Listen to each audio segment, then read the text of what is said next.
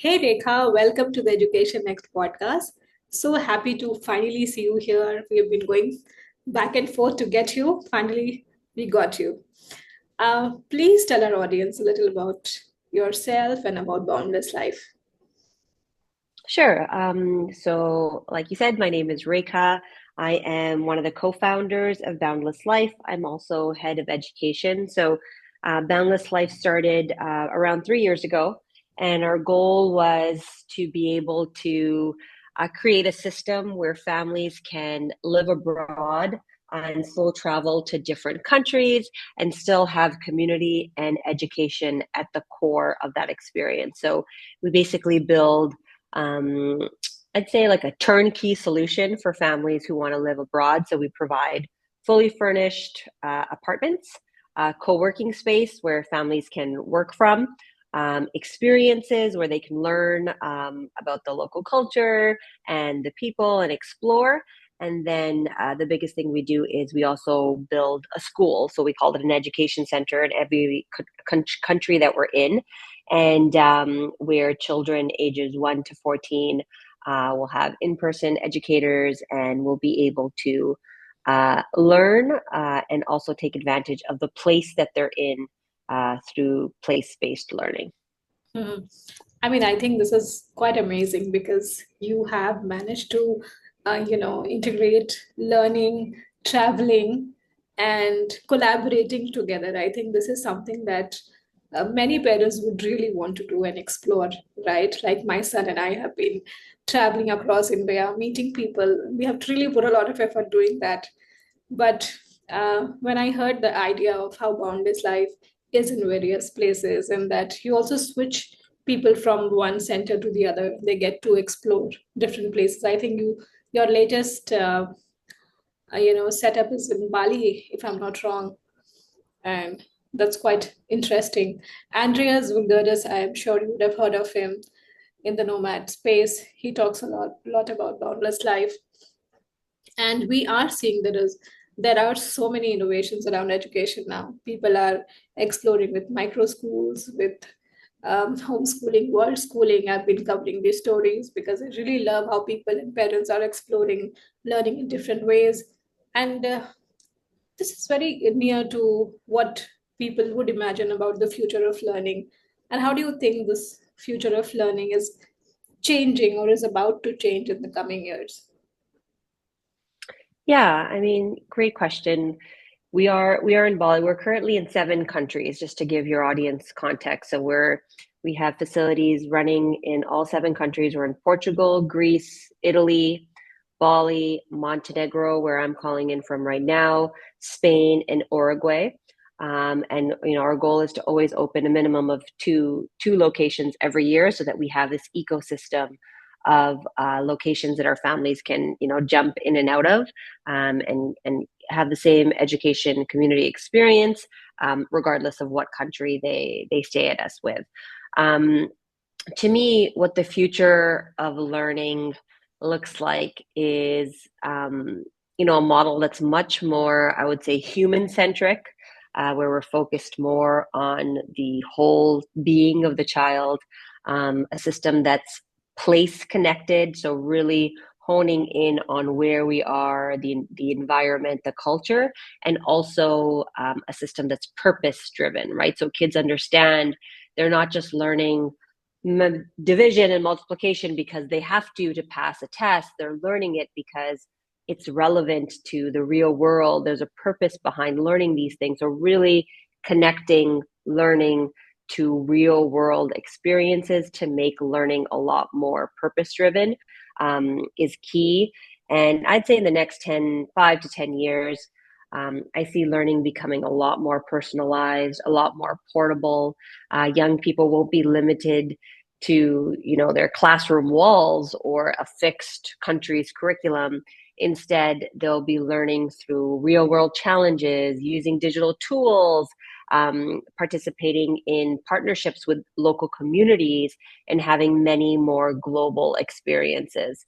I think AI is amazing in the sense that it will also help tailor learning paths, Hmm. but the magic for me will always still lie in the relationships that kids form and the real life application that they can take their learning and apply it to.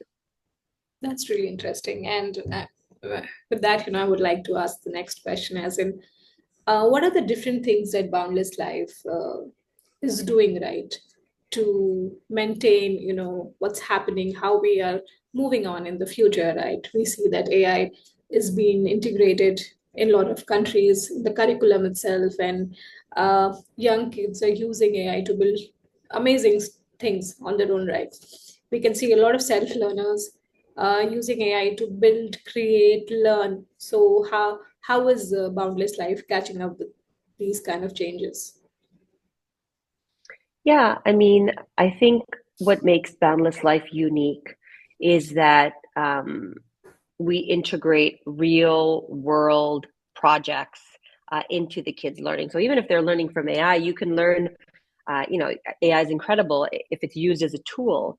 But the impact that all that learning you can get from AI will have is how do you apply it to a real world setting, right? So in Boundless Life, we've seen, our students light up when they're actually debating in a real life court on a Greek island, or they're sitting on stage and they get the experience of understanding where democracy came from, and then sitting in a court that's used by judges and lawyers and actually, applying their knowledge on that they learned in democracy in a real world setting.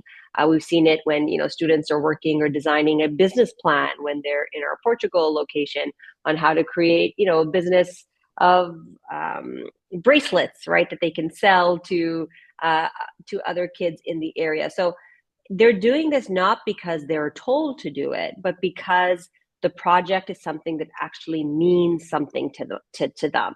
And that's where, learning, I think, is completely, our learning is very unique.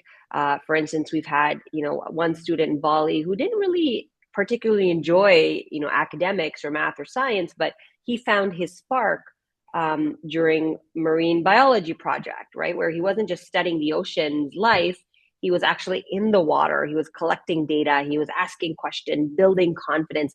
That kind of learning is what sticks for young people. And it shows that when we can shift from a model that's just content delivery to more hands-on experiential learning, that's when young people really rise in ways that traditional systems can rarely unlock. So true. And um, I've been always, when we were coming out of the traditional system, the schooling system, we always felt kind of very limited with, what a child can explore and do, right? And then when you come out of the system, you see that how kids start learning with, you know, real life experiences, real life learning, basically um, you know, project-based learning, more of like that. But the fear still remains with parents, right? Like if you are not in traditional school, not doing set of traditional things that exist. So uh, how is that managed with Boundless Life? Is it completely a different curriculum, or do parents still have those questions about certificates and the courses that are taking place in Boundless Life? How is it different? How do you manage that? Yeah, great question. I mean, we are not following a traditional curriculum. When we first started the company, we partnered with a Finnish school development company. So we were integrating a curriculum that was originally based out of Finland. So it used the Finland curriculum, but it also integrated the IB and many different curriculums from around the world to be a lot more all-encompassing and wholesome. But I think, yeah, fear is always the biggest holdback for any parent when it comes to exploring alternative education. I think that's what holds everybody back initially. From ours end, what we're doing is we're already in the process of getting our curriculum fully accredited. So we're working with a worldwide recognized accreditation organization called WASC. We're more than halfway through the process of getting accredited. They've already visited 4 of our sites and given us candidacy status. So we're hoping by the end of this year, if not mid next year, Boundless Life's education will be fully accredited for the younger years, like ages 1 to 12. And now we've also started a program for middle school kids. And the middle school program is more of a hybrid model. So Boundless, through Boundless Discoveries, which is like a half-day programming, we are doing all those project-based units, focusing on soft skills, on competencies, teaching kids financial literacy or confidence or public speaking, debate, things that you don't typically have time to really develop maybe in a traditional school. And then the other half of the day, the kids participate in our academic studios, which allows students to do their core academic subjects that they're required for middle school or high school online through an already fully accredited organization. So right now we've partnered with Crimson Global Academy, which is one of the top 3 online schools in the USA. So by registering your middle schooler with us, they could get all of their core academics done by Crimson. However, if a parent doesn't want Crimson or is coming from another country and they want to, make sure their kids are sticking to the curriculum of their country, they can also choose any curriculum that they wish and have their kids do that particular core subjects during our academic studio. So between, getting our younger years program fully accredited and building out this hybrid model for older kids, we're able to really bridge, the gap or kind of stop the fear that might be coming from parents when it comes to not wanting their kids to fall behind from, the ticking all the boxes that we all have to do in this society. Yeah, but that must be quite a lot of work because, considering all the things that you're doing, and then, collaborations with different curriculum, because I'm sure, like, for example, Bali might have a very different curriculum of their own, their country, and following that. And so do you uh, have to manage a lot of curriculums like for Bali? Is it like some local that you follow, or kids do online sessions with US schools? How does that work? No, we don't follow the local curriculum for any country that we're in. That's why we're not registered as an official school, because we're not following the mandate of that country for education. We are following our own curriculum. So the curriculum is the same across all of our destinations. And then the curriculum, the educators weave in, place-based learning into the existing curriculum. So nothing changes in terms of what country you're in. We're not dealing with multiple different curriculums. They are doing one curriculum, that is the Boundless curriculum. And then it's just altered so that the field trips are connecting the place, and the projects are integrating the concept that everyone's working on, but more specifically to that particular destination. But the core curriculum is the same. All right, I get that now. That's again quite interesting, that what you do. And so, what are your next, your ideas for setting up more spaces around the world? What is on your list? Yeah, we're already working on our next 2 destinations. So we are working currently on Japan. So we're hoping to open Japan in early 2026 and get another Asian location on the board. And then we're also looking at a town in France called Annecy, which is like a ski town, beautiful, small, little French town. So those are for the interim, next year, what we'll be focusing on is opening those 2 locations. Wow. So, are you seeing a pattern? Like, are these more nomad families who are joining uh, you know, the setup? Yeah, I mean, I think the lifestyle is definitely what you would call like a nomad family. I think before Boundless, there weren't too many nomadic families because there wasn't the infrastructure created for them to live that kind of lifestyle if they were traveling with kids. it happened more independently, just family traveling on their own, maybe trying to join some pop-ups, like homeschool pop-ups, and trying to, get their children to socialize with other kids that way.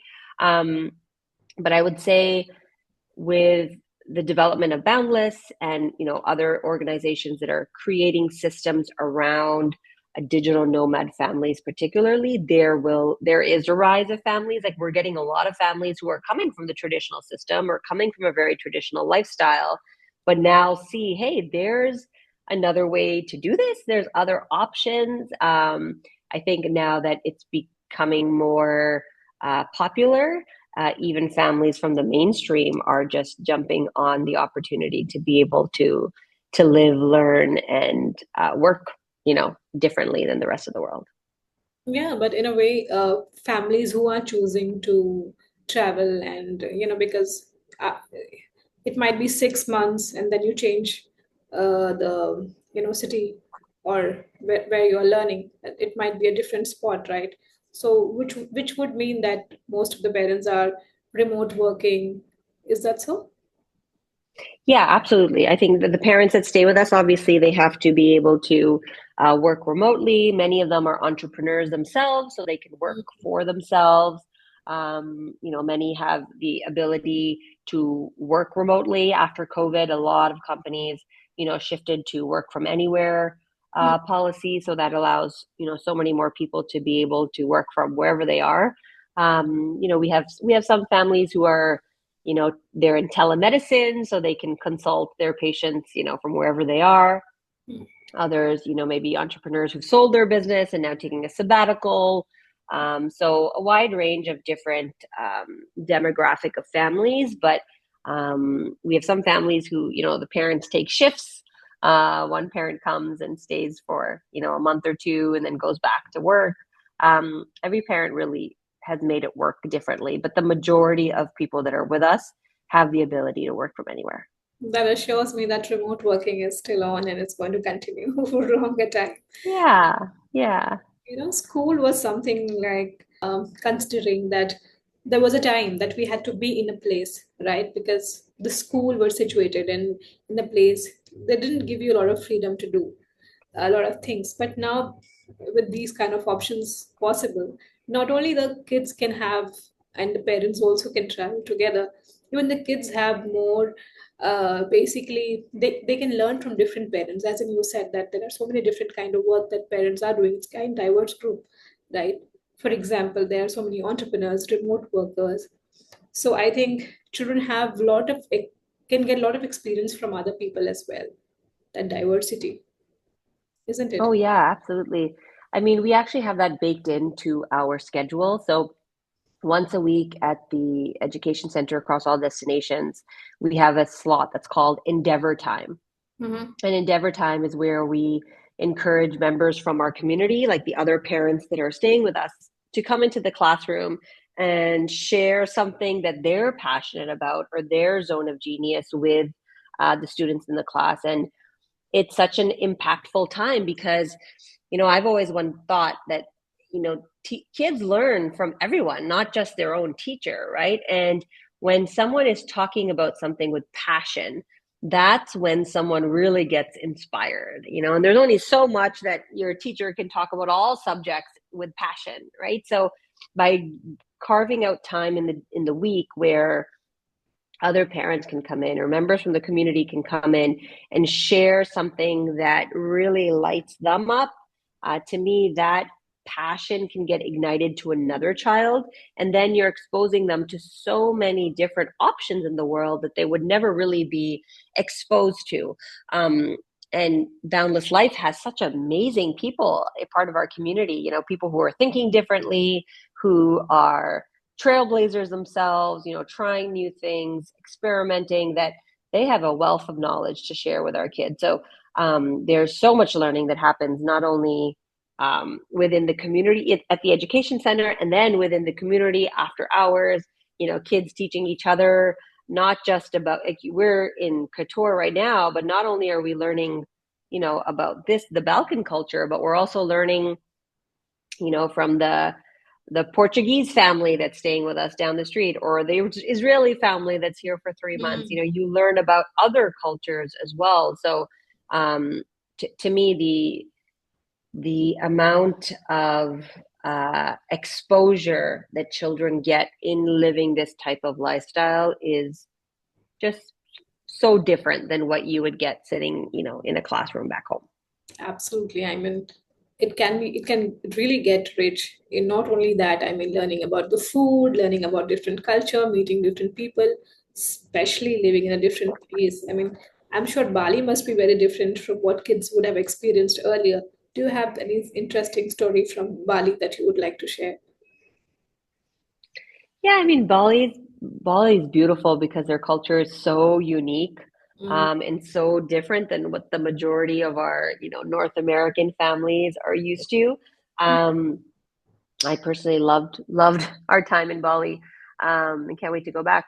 I think just little things like in Bali, they have these every morning. All the houses make like a gratitude offering out of flowers and incense, and the kids within their first week, they made their own gratitude, offerings with flowers and placed them at the front of every classroom, before the other kids came in, and I think learning being immersed in little rituals like that, and just taking a moment to bless a space before somebody else comes in, or visiting um the local temples in Bali, and going to the rice farms and picking rice yourself, and understanding, oh my god, how, like, the rice that I eat every day, this is what the farmers have to do to be able to harvest it and gather it. And those hands-on experiences, they shape who you become,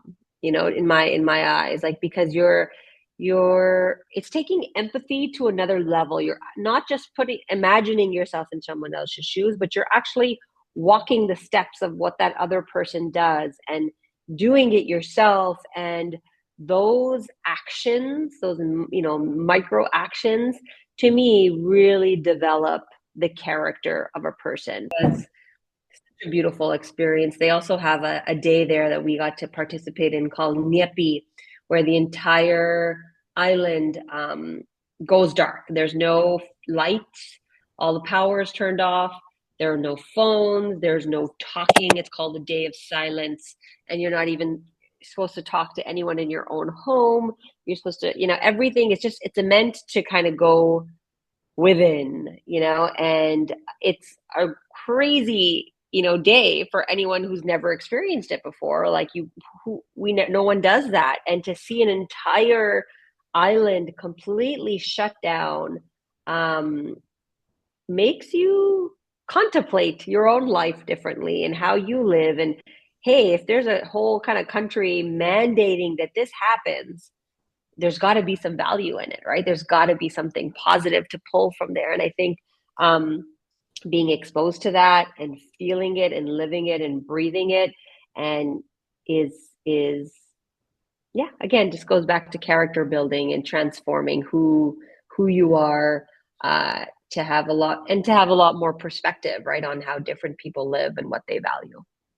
I think, yeah, I think this kind of learning is like literally, covering everything that I can imagine. Very holistic in nature. You have the education covered, you meet people, you develop different kind of perspective. You learn to live with others from different cultures, right? And that's something that young people really need to learn, right? All that we are learning from the future of learning, and how young people are finding it very difficult to adjust to companies, especially to not fit in the space because they have their own way of working. And do you think when kids or young people, when they have this kind of experience, they will be very different to workplaces, or when they join companies, their soft skills, they'll be more on par compared to others? Yeah, absolutely. I mean, I think experiences like this, um, definitely, build your soft skills. And even now, as a curriculum team, we're working on further develop, like, intentionally building out soft skills and competence. It's already happening, like, very organically. You see the changes in your children after spending, a month or two here. But from a curriculum standpoint, like, we want to make sure that we can actually capture that data and capture, the quantitative growth that happens in all of these soft skills. Because to me, the future of learning, as AI becomes more powerful, it's these soft skills that our, future children are going to need to have really strong, that, an AI bot can't do for you. So there's definitely a big emphasis, and there will be even more in the future on soft skills and competencies. But the amount of just adaptability, resilience, confidence, communication skills, that naturally emerge from living this type of lifestyle is incredible, right? Like, kids are able to adapt to just different languages, different cultures. My son's now played on 6 or 7 different soccer leagues across different countries, and he jumps into this team and he doesn't speak the language, he doesn't know anybody. The amount of just resilience that he's built just from that interaction is, I see it. It's something that will stay with him forever, for sure. And for all of our kids, all of our students in Boundless, they end up just learning or developing skills that are hard to teach, but very powerful when you experience them firsthand. Should look like, I feel, because everything that a child would need, right, from safety, security, to learning what matters now, collaborating, everything is there. So I think it's very beautiful what you have created, Rekha. Thank you for being here. And Thank anything you. you would like to leave for the audience before we wrap up? Yeah, I think,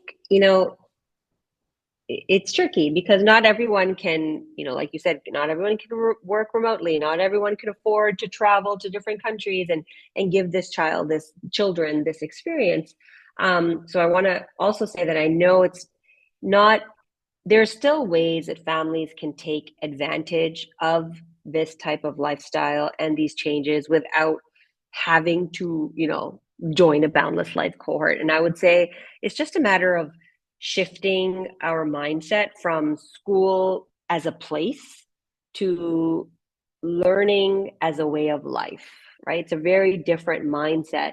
And that might mean, traveling with more intention, or exploring different online learning platforms, or maybe creating, mini passion projects around things your child is interested in, even when they're enrolled in a traditional school.